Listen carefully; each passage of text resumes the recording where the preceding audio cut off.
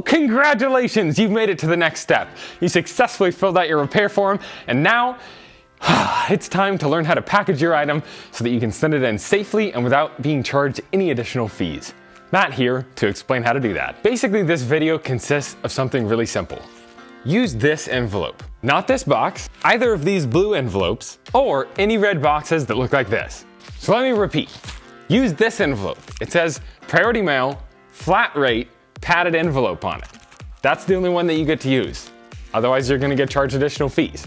So if you wanna use your own shipping label to add insurance to this order, which will only come with $50 of insurance, you can use your own shipping label.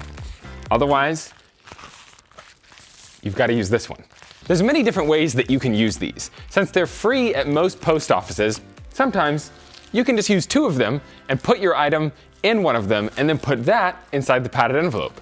If that doesn't feel quite strong enough for you, you could also put your item inside a box and then put that in the envelope. We usually send out this specific shipping label when you're gonna be sending multiple items into us. If you are sending, for say, a pair of headphones and an Apple Watch into us, we would recommend that you wrap your Apple Watch in some bubble wrap or another padded envelope. Or you could also put it in a small box. This just helps protect the screen in transit. If you're going to be sending in a larger screened item in a padded flat rate envelope, such as this Nintendo Switch, we would recommend sliding some cardboard over the screen and maybe securing it there with some tape to protect it extra during shipment. You could also wrap it in additional bubble wrap or another padded flat rate envelope if that suits your fancy. Lastly, a couple more tips that might help this process go a little bit more smoothly. The first one being that we recommend that you drop your package off with a postal service worker and have them scan it in.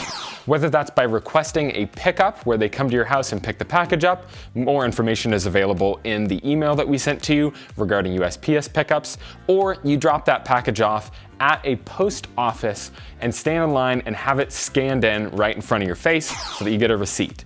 The reason that we recommend doing these options over simply dropping it in a drop box or leaving it on your porch for a postal service worker to come pick it up on their daily route is that both of those do not give you the confirmation that it was actually received and is in transit. Just for that extra peace of mind, we recommend that you have it scanned in right in front of your face.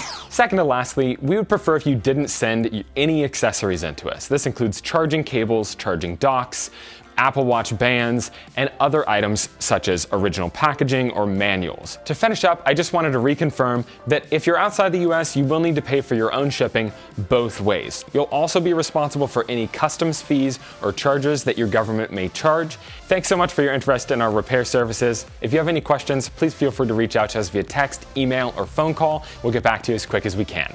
Have a lovely day.